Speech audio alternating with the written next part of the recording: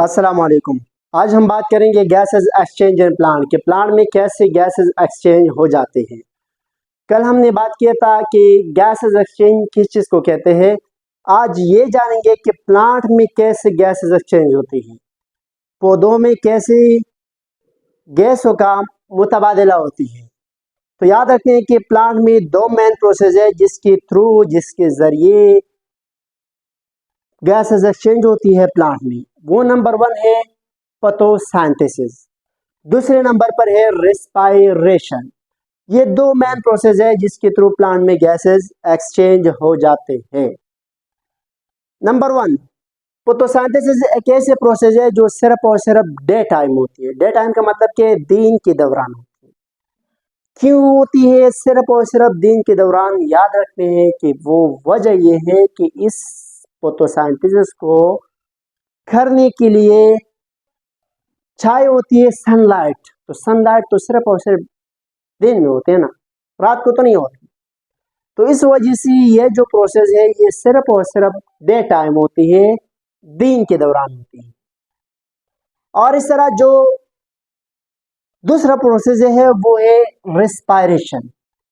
ये जो रिस्पायरेशन है ये डे एंड नाइट, दिन और रात दोनों टाइम होती है, क्योंकि इसको करने के लिए कोई सनलाइट की जरूरत नहीं होती, सनलाइट इनको नहीं चाहिए होती। तो इस वजह से ये जो रिस्पायरेशन प्रोसेस है ये डे एंड नाइट दोनों टाइम होती है। क्लियर? दो बातों को याद रखनी। नंबर 1 समझते हैं हम डे टाइम, फिर उसके बाद समझेंगे नाइट टाइम। याद रखनी, जैसे आपको मैंने बताया कि जो फोटोसिंथेसिस है वो सिर्फ और सिर्फ दिन में होती है और रिस्पायरेशन दोनों में होती है। तो यहाँ रिस्पायरेशन एंड फोटोसिंथेसिस दोनों आ रहे हैं डे टाइम में। ओके, रात नाइट टाइम में सिर्फ और सिर्फ रिस्पायरेशन आ रहे, फोटोसिंथेसिस नहीं आ रही। तो यहाँ दोनों समझते हैं। याद रखनी कि फोटोसिंथेसिस एक ऐसी अमल है प्लांट में जिसमें प्लांट अपना खुराक बनाते हैं। द किचन ऑफ प्लांट है। जैसे हम घरों में किचन है ना हमारी होती है, हम उसमें अपने लिए खुराक तैयार करें। सिर्फ प्लांट भी अपने लिए खुराक तैयार करते हैं कि कहाँ पे? फोटोसिंथेसिस में। फोटोसिंथेसिस एक ऐसे प्रोसेस है, एक ऐसी अमल है जिसमें प्लांट अपना खुराक तैयार कर रहे होते। ओके, ये जो अमल है ये कहाँ पे होती है? पत्तों में फोटोसिंथेसिस होती है। इस बात को याद रखिए। इसको द किचन ऑफ प्लांट भी कहते हैं। क्या कहते हैं? The kitchen of plant. Kitchen में हम खुराक तैयार करते हैं ना, हमें खुराक तैयार करने के लिए काफी सारी चीजों की जरूरत होती है। पानी की जरूरत होती है, आग की जरूरत होती है, इस तरह नमक की, घी की, मुख्तलिफ किस्म की, मतलब जो भी आप बना रहे होते हैं उसकी मुताबिक चीजें हमें चाहिए होती है। तो इस तरह प्लांट को भी खुराक बनाने के लिए चीजें चाहिए होती है। नंबर 1 चाहिए होते हैं इसके लिए वाटर। वाटर जानते हो? पानी। पानी कहाँ से आते हैं? रूट से। मतलब ये रूट से क्या है? रूट समझे। इस रूट से प्लांट को मिलते हैं H2O। H2O कहाँ से आ रहे होते हैं? रूट से। जालियम के प्रोसेस से ऊपर जाते हैं। ओके, जालिम एक ऐसे प्रोसेस है जो वाटर को कैरी करते हैं। जहां पे प्लांट को वाटर की जरूरत होती है वहां पहुंचाते हैं। कहां से? रूट से, जड़ों से। दूसरे नंबर पर फोटोसिंथेसिस के लिए जरूरत होती है कार्बन डाइऑक्साइड को। कार्बन डाइऑक्साइड कहाँ होती है? माहौल में। ये जो आपको जगह दिखाई दे रहे हैं ना, ये है माहौल प्लांट के। ओके, तो यहां से इनको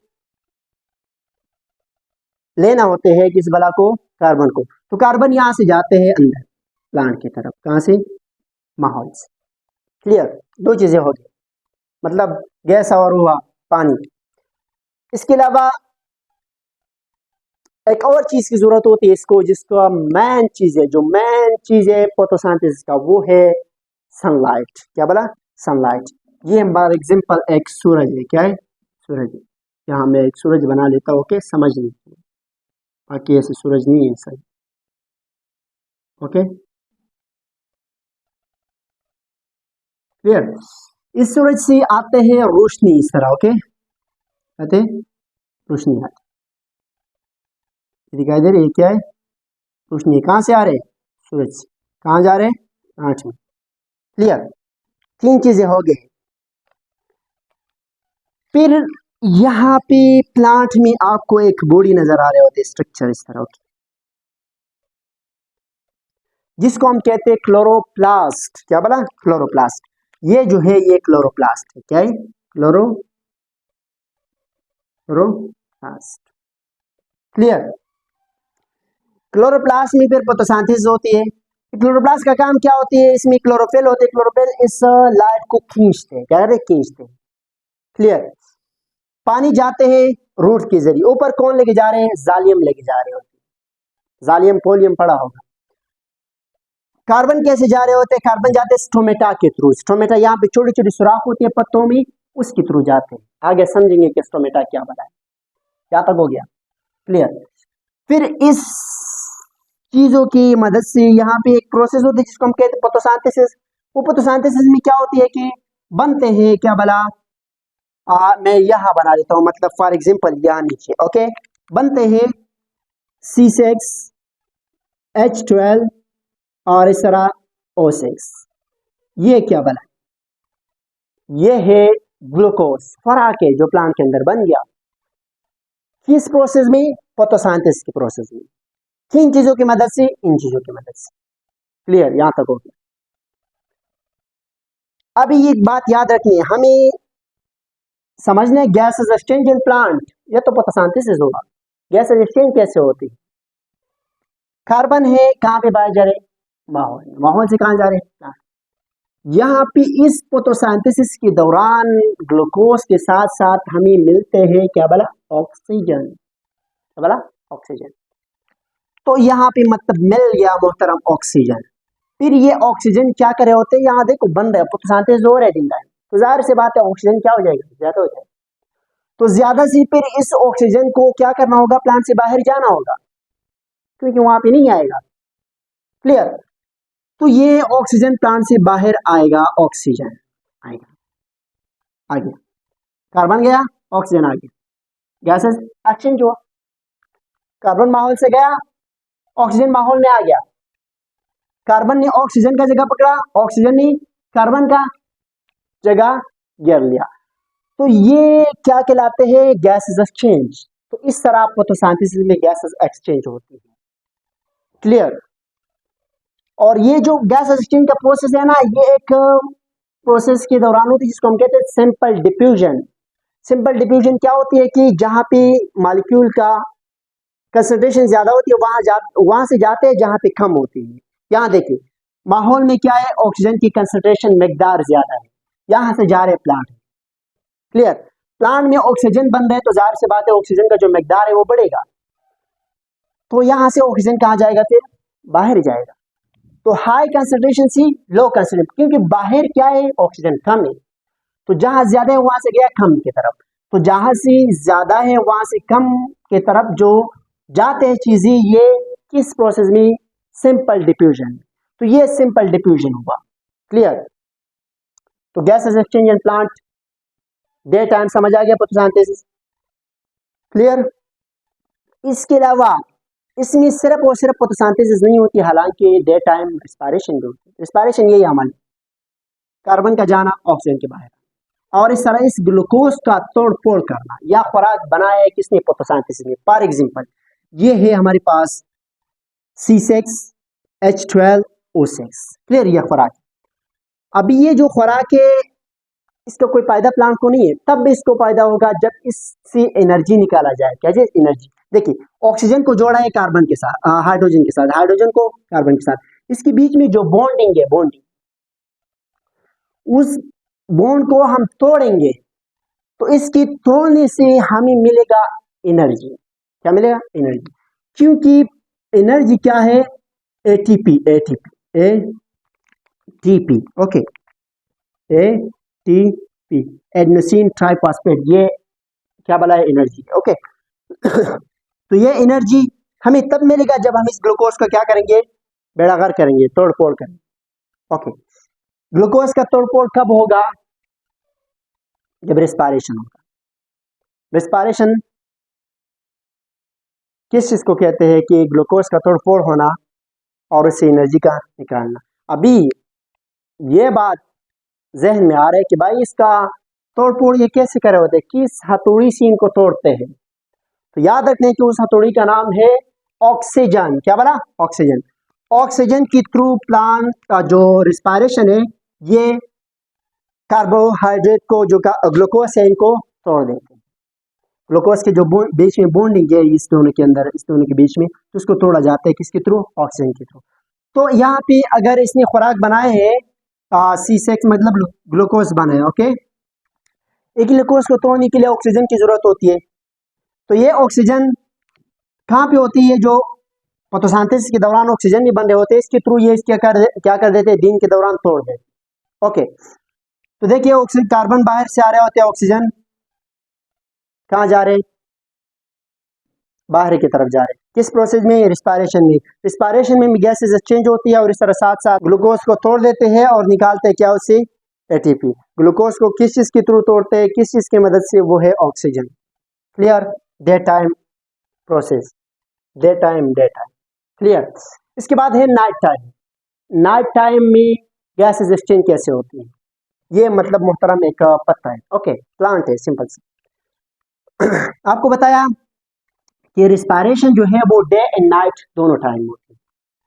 रिस्पायरेशन में क्या होती है कि ग्लूकोज टूट जाते हैं, मतलब ग्लूकोज का ब्रेकडाउन होती है और उससे निकालते हैं हम क्या बोला? एटीपी। क्लियर?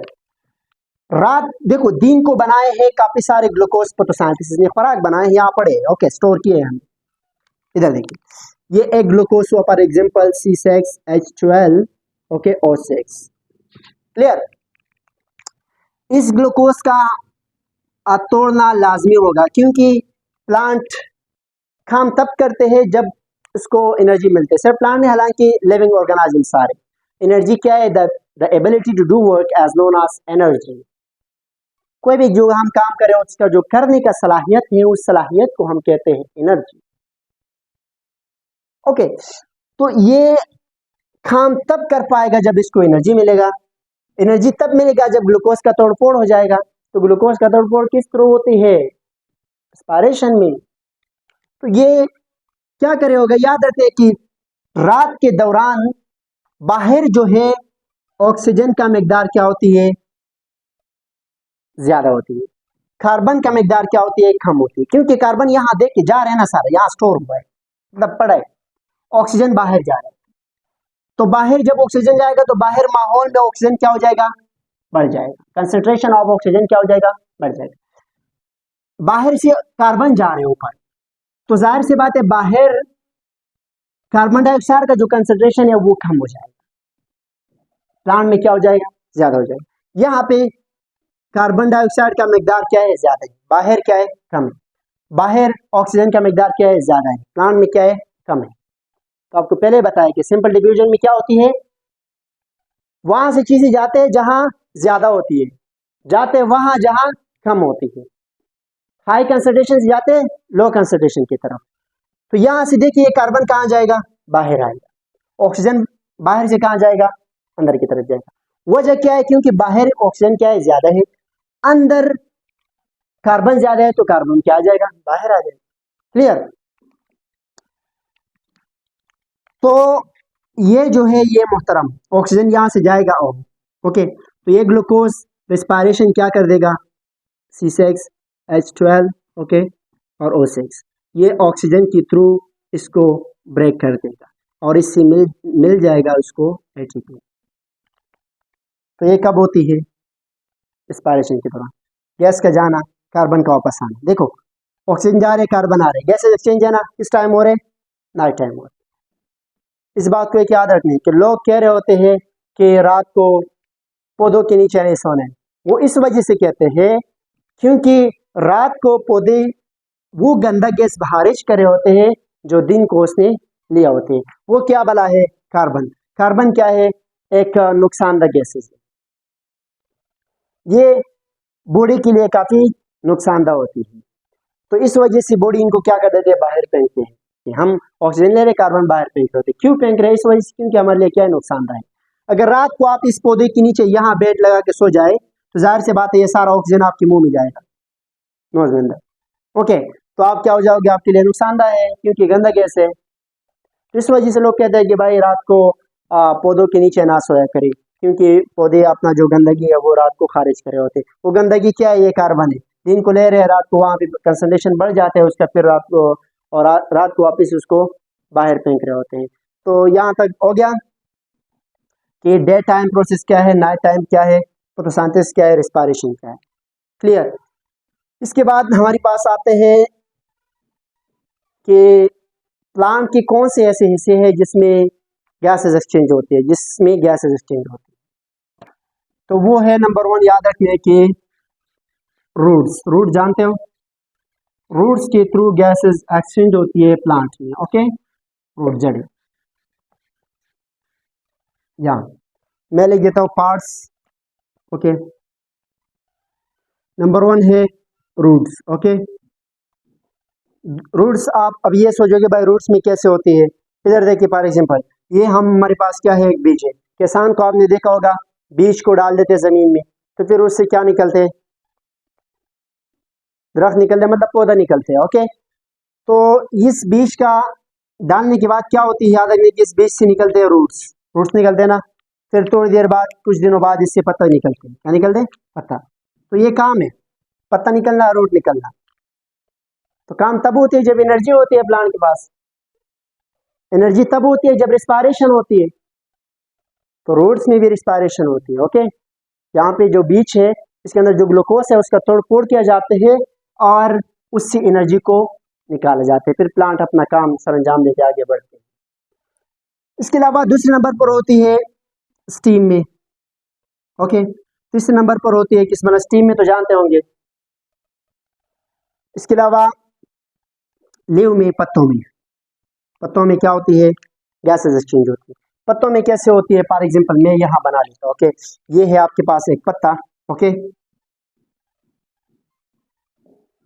क्या है, ये पत्ता है।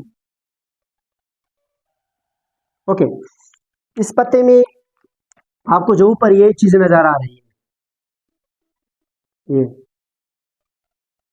इसको कहते हैं क्यूटिकल। क्या बोला, क्यूटिकल। इस तरह चीजें होती है, इसको हम कहते हैं क्यूटिकल।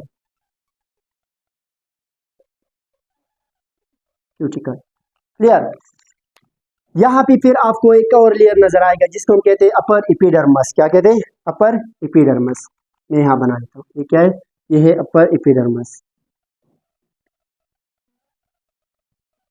अपर एपिडर्मस। ओके,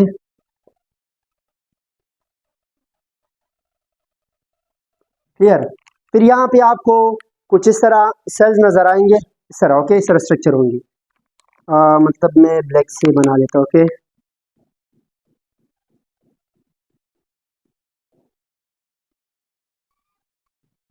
इस तरह। ओके, इसको कहते हैं पेलासाइड क्लोरोफिल। ओके, ये क्या है, ये पेलासाइड क्लोरोफिल है। ओके, मैं यहाँ लिख देता हूँ पेलासाइड chlorophyll.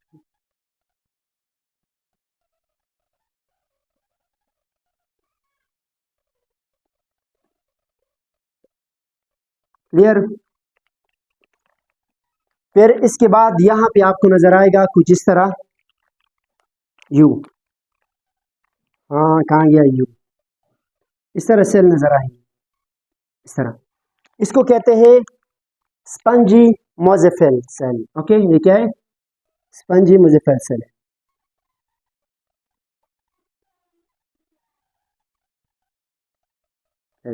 Spongy mesophyll cell. Okay, इसके अलावा फिर यहाँ पे आपको एक और लेयर नजर आ गया इस तरह, जिसको हम कहते हैं लोअर एपिडर्मस। क्या बोला, lower epidermis. Clear, lower epidermis. और यहाँ पे आपको छोटी छोटी सी सुराख नजर आएंगे इस तरह। ओके,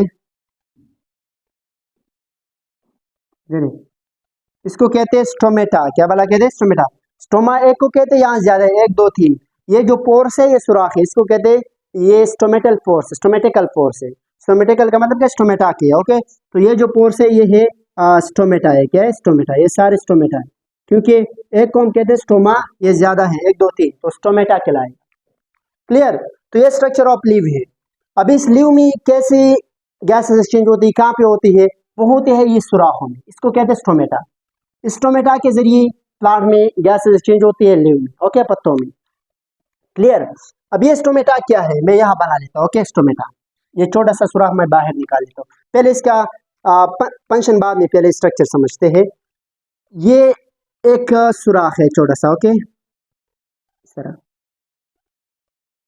इसको कहा जाते हैं स्टोमेटिकल फोर्स। क्या कहते हैं?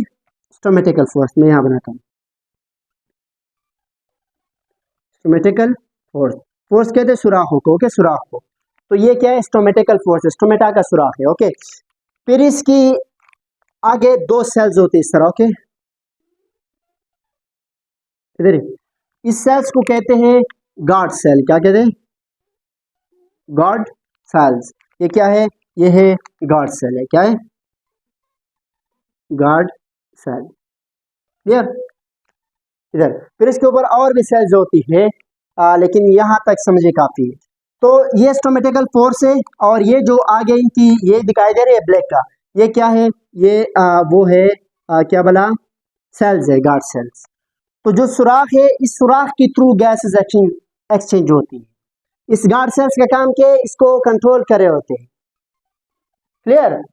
याद रखने की स्टोमेटा कब बंद हो जाती है? ये सुराख ये तब बंद हो जाती है जब अपोजिट चार्ज आ जाता है। अपोजिट का मतलब खिलाफ चार्ज। फॉर एग्जांपल, ये पोटाशियम का आयंस है नेगेटिव, ये वाटर का है पॉजिटिव, ये पॉजिटिव, ये नेगेटिव ले ले, ओके, ये नेगेटिव। इस तरह कैल्शियम का है आपके पास पॉजिटिव। तो देखिए खिलाफ है, दो प्लस के है, एक माइनस के है, दो नेगेटिव, दो पॉजिटिव है, एक नेगेटिव है। तो पॉजिटिव नेगेटिव जब आते हैं तो वो अट्रैक्शन करते हैं, अट्रैक्शन दूसरे को पकड़ते हैं।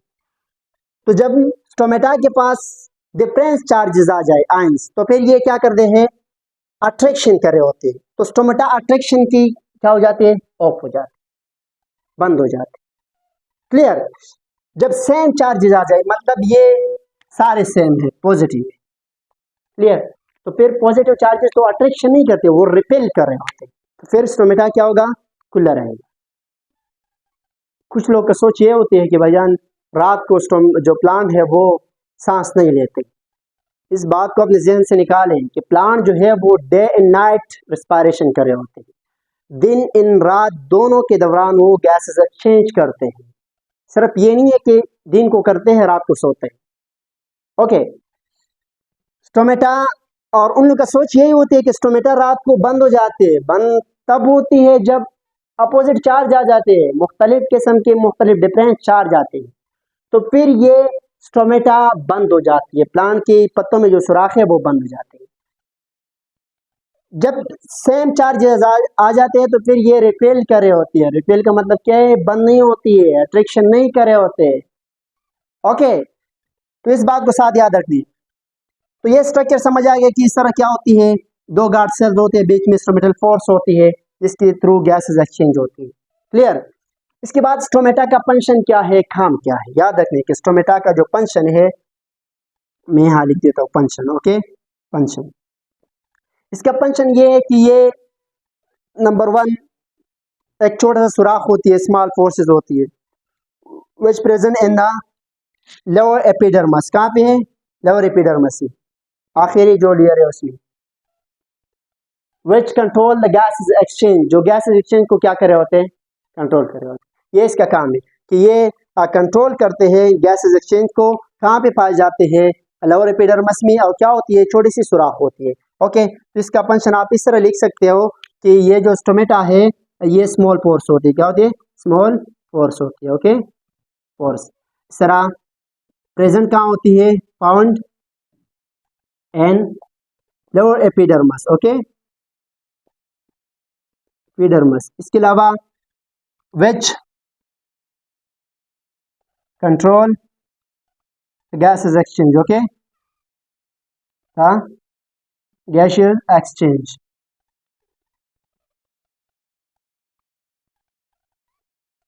तो इस तरह आप इसका फंक्शन लिख सकते हो अगर कहीं पूछा गया तो। यहाँ तक कंप्लीट हुआ गैसेस एक्सचेंज इन प्लांट। यहाँ तक कोई सवाल है तो आप पूछ सकते हो जी, ओके। अगर यहाँ तक कोई सवाल है तो आप कमेंट सेक्शन में पूछ सकते हो। ओके, खुदा हाफिज़।